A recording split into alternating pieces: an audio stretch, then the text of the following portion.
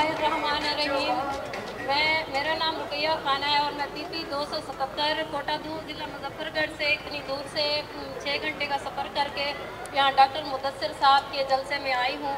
Doctor Mudassir साहब ने मुझे इनवाइट किया और मैं उसका भी शुक्रिया अदा करना चाहूँगी और डॉक्टर सर जवाद अहमद साहब और डॉक्टर शहनाज साहबा का भी शुक्रिया अदा करना चाहूँगी कि उसने मुझ जैसी गरीब औरत को बराबरी पार्टी का टिकट दिया और लड़ने का मौका दिया।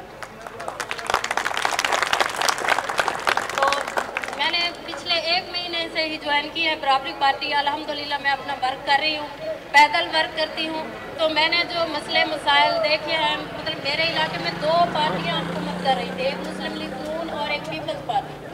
हमेशा से जब से पाकिस्तान बना है ये 2 पार्टियां ही आ रही हैं। लेकिन कल मैं एक जलसे के पास से गुजरी, वहाँ मतलब 25 साल से एक हुकूमत कर रहा है पीपल्स पार्टी का। तो वो अवाम को क्या कह रहा था कि आप लोग मुझे वोट दे के कामयाब करो, मैं आपके बच्चों को रोज़गार के मौके दूंगा। वहाँ कोई ऐसा नहीं था जो उससे सवाल करता कि पिछले 25 साल से तो हम आपको बना रहे हैं, आपने हमारे लिए क्या किया। तो ये ऐसे आते हैं, मतलब एक माफिया ने कब्जा किया हुआ है हमारी सियासत पे, तो एक बटेरों ने कब्जा किया हुआ है। माफिया के लोग जो हैं वो बुलाते हैं, जलसे उनके करवाते हैं, उनको पूरा प्रोटोकॉल देते हैं, बैग में पीछे नहीं दिखाते कि गांव में क्या हो रहा है, लोग कैसी ज़िंदगी जी रहे हैं।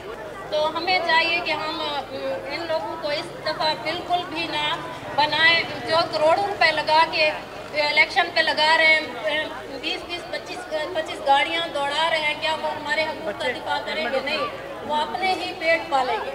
तो 25 साल से एक हमारे पीपल्स पार्टी की हुकूमत रही है, उन्होंने हमारे इलाके के लिए कुछ भी नहीं किया।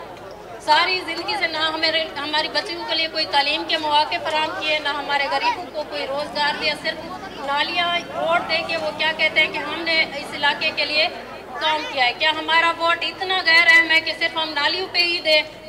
तो आप लोगों से गुजारिश है, आप सारे आम लोग यहाँ पे आए हुए हो, आप लोग मुदस्सिर साहब को भरपूर सपोर्ट करें और कलम पे मोहर लगाएं।